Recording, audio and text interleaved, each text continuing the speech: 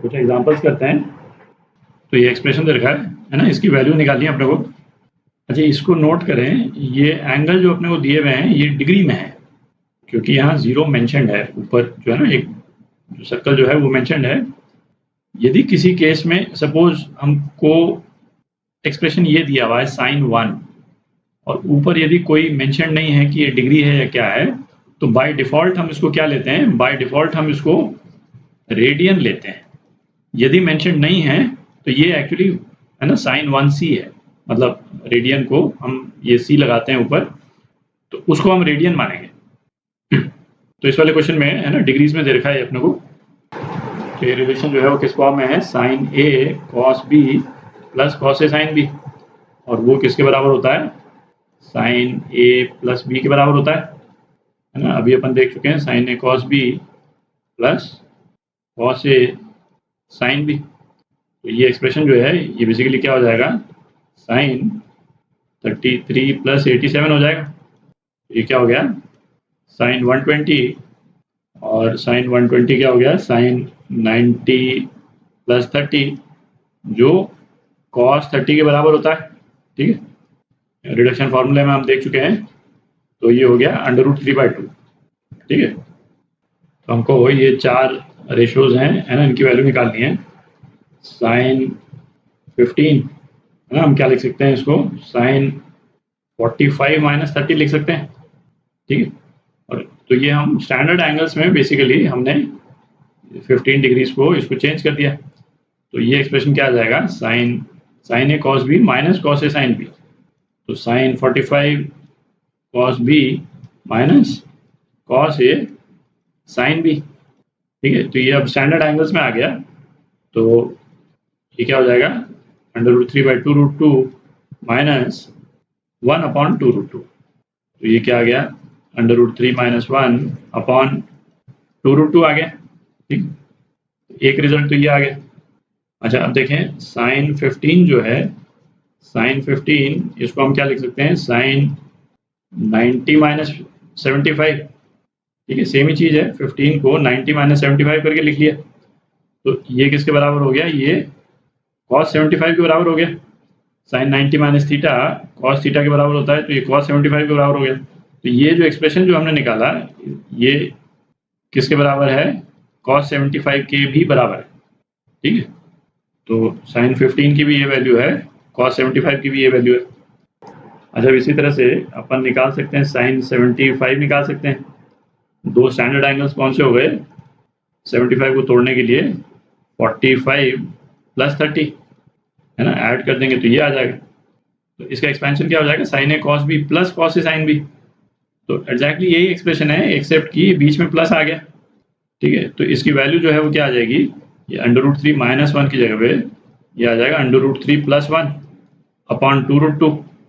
ठीक है, और sin 75 को हम और क्या लिख सकते हैं, sin 90 माइनस 15 लिख सकते हैं। ठीक है, तो ये किसके, ये cos 15 के बराबर भी है। तो यही जो रिजल्ट जो अपन ने निकाला ये cos 15 के बराबर भी है। ठीक है, तो ये चारों जो रेशोज हैं है ना, उनकी वैल्यू निकाल ली अपन। एग्जांपल करते हैं, ये एक्सप्रेशन दे रखा है tan थीटा के बराबर। थीटा की वैल्यू पता करनी है, यदि हमको दे रखा है थीटा जो है वो 3rd क्वाड्रेंट में है। ठीक है, एक्सप्रेशन को सिंप्लीफाई करते हैं। तो करते हैं इसको, तो इसमें ऐसा करें है ना, न्यूमरेटर में इन दो एक्सप्रेशंस को पेयर अप कर दें और इन दो टर्म्स को पेयर अप कर दें, और डिनोमिनेटर में इन दो पेयर्स को है ना पेयर अप कर दें। और इसका रीज़न जो है ना अभी क्लियर हो जाएगा। बेसिकली क्या आप ऑब्जर्व करें तो इन दोनों एंगल्स के बीच में डिफरेंस जो है वो 2 है, इन दोनों के बीच में भी 2 है, इन दोनों के बीच में 2 है, इन दोनों के बीच में भी 2 है। तो इससे क्या न्यूमरेटर और डिनोमिनेटर में एक टर्म ऐसी आ जाएगी जो कैंसिल आउट हो जाएगी। ठीक है, अच्छा एक चीज़ और इसमें ना, मैं एक्चुअली ये डिग्रीज में लिखा हुआ है, ये क्वेश्चन जो है वो डिग्रीज में है, मैंने स्पेसिफिकली मेंशन नहीं किया है। एंगल जो है वो रेडियंस में होगा तो नॉर्मली जो है वो पाई के टर्म्स में एक्सप्रेस रहता है, π/6, π/3, π/2। तो जो स्पेसिफिक नंबर्स हैं वो नॉर्मली डिग्रीज के टर्म्स में ही अपन उसको ले रहे हैं, पर एग्जाम में जो चीज़ मैंने अभी बताई थी है ना उसको आप ध्यान में रखें। ठीक है, तो करते हैं, है ना, sine A plus sine B, तो ये क्या होता था, twice sine A plus B by two, है ना, 2 हो गया, और cos A minus B by two. अब ए माइनस बी हो चाहे बी माइनस ए हो, फर्क पड़ता नहीं है, क्योंकि cos minus theta cos theta के बराबर ही होता है, ठीक है। तो ये कितना हो गया, कॉस 1, है ना, 3 माइनस 1 बाई 2, तो ये 1 हो गया, plus twice sine A plus sine B, है ना, twice sine A plus B by two, तो ये हो गया sine 6 A plus B by two, और cos A minus B by two, cos 1 हो गया, upon cos A plus cos B, ये क्या होता था, तो ये होता था twice cos A plus B by two, जो कि 2 हो गया, और cos A minus B by two, है ना, 1, और प्लस अगेन, है ना, ये एक्सप्रेशन ये क्या हो जाएगा, ट्वाइस कॉस 6 कॉस 1, ठीक। तो ये जिस तरह से पेयरिंग अपन ने की, इनका डिफरेंस सेम रख के फायदा क्या हुआ, ये कॉस वाली जो टर्म है ये न्यूमरेटर में और डिनोमिनेटर में ये कैंसिल आउट हो जाएगी, ठीक है। अच्छा, ये 2 भी कैंसिल आउट हो गया। अब हमारे पास में ये टर्म आ गई साइन 2 प्लस साइन 6, तो इसको हम क्या लिख सकते हैं, twice sine A plus B by two, तो sine 4 into cos A minus B by two, 2 minus 6 by two, कितना हो गया, -2 हो गया, तो -2 को हम 2 लिख सकते हैं। ये हम क्यों कर रहे हैं, cos minus theta cos theta के बराबर होता है ना, फर्क नहीं पड़ता, तो इसीलिए यहाँ पे cos 2 लिख रहे हैं, अपॉन ट्वाइस, है ना, cos a plus B by two, which is cos 4 into cos A minus B by two, cos 2, तो फिर ये कैंसिल आउट हो गया, तो हमारे पास में क्या एक्सप्रेशन आ गया, tan 4, तो थीटा की वैल्यू क्या आ रही है इसमें, हमारे पास में 4 आ रही है, और 4 जो है वो फर्स्ट क्वाड्रेंट में है, हमको चाहिए थीटा की वैल्यू जो थर्ड क्वाड्रेंट में हो, तो एक रिडक्शन फॉर्मूला अपन यूज कर सकते हैं, क्या, tan 180 प्लस थीटा, ये किसके बराबर होता था, tan थीटा के बराबर होता था, ठीक है। तो tan 4 जो है वो किसके बराबर है, tan 180 प्लस 4 के बराबर है, तो ये कितना हो गया, tan 184, तो थीटा की क्या वैल्यू आ गई, थीटा की वैल्यू आ गई 184 डिग्री आ गई, ठीक है। तो ये आपका आंसर। तो एग्जांपल करते हैं, साइन अल्फा 3/5 दे रखा है, कॉस बीटा -5/13 दे रखा है, साइन अल्फा माइनस बीटा की वैल्यू पता करनी। अच्छा, तो साइन अल्फा माइनस बीटा, ये एक्सप्रेशन जो है वो क्या हो जाएगा, sine alpha cos beta minus cos alpha sign beta, इसमें साइन अल्फा कॉस बीटा तो हमको मालूम है, कॉस अल्फा और साइन बीटा अपने को निकालना, ठीक है। तो ऐसा करते हैं कि यूनिट सर्कल बनाते हैं, साइन अल्फा 3/5 डिपिक्ट करते हैं, पॉजिटिव 3/5 है, तो इसका मतलब वाई एक्सिस पे जो प्रोजेक्शन है उस पॉइंट का वो क्या पॉजिटिव है, तो साइन अल्फा 3/5, यदि अल्फा हो गया तो ये जो डिस्टेंस है इस पॉइंट का प्रोजेक्शन वाई एक्सिस पे ये कितना, ये 3/5 दे रखा है अपने, ठीक। कॉस अल्फा क्या होगा, इस पॉइंट का एक्स एक्सिस पे जो प्रोजेक्शन वो कॉस अल्फा हो गया। यदि हम एक राइट एंगल ट्राइंगल बनाते हैं, है ना, और साइड्स की मैग्नीट्यूड की बात करते हैं, तो यदि ये 3 है और ये 5 है, तो ये वाली साइड क्या हो जाएगी, 4 हो जाएगी, ठीक है। इस वाले ट्राइंगल में भी इस वाले एंगल को हम अल्फा मान सकते हैं, साइन अल्फा इस वाले ट्राइंगल में कितना है, 3/5, कॉस अल्फा जो है वो कितना है, 4/5, ठीक है। तो ये कितना हो गया, कॉस अल्फा 4/5।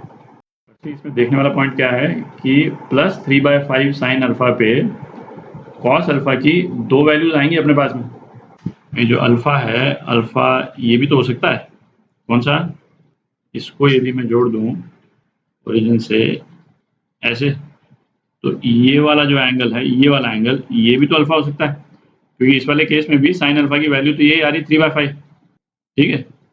पर इस वाले केस में कॉस अल्फा की वैल्यू चेंज हो जाएगी ना, ये ट्राइंगल तो सेम ही बनेगा मैग्नीट्यूड में, इसकी साइड तो सेम ही होंगी जो ट्राइंगल अपन ने यहाँ बनाया है, कॉस अल्फा अपना क्या हो जाएगा, -4/5 हो जाएगा।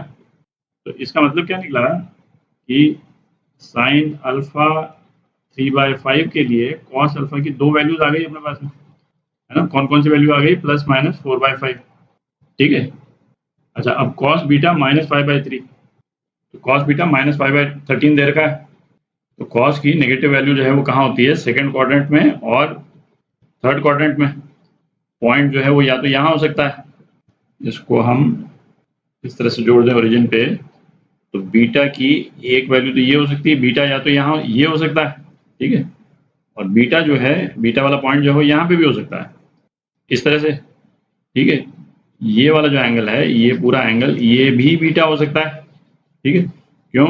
क्योंकि cos बीटा क्या हुआ, cos बीटा तो ये वाला पोर्शन हुआ, ठीक है, जो हमको कितना दे रखा है, -5/13, ठीक है।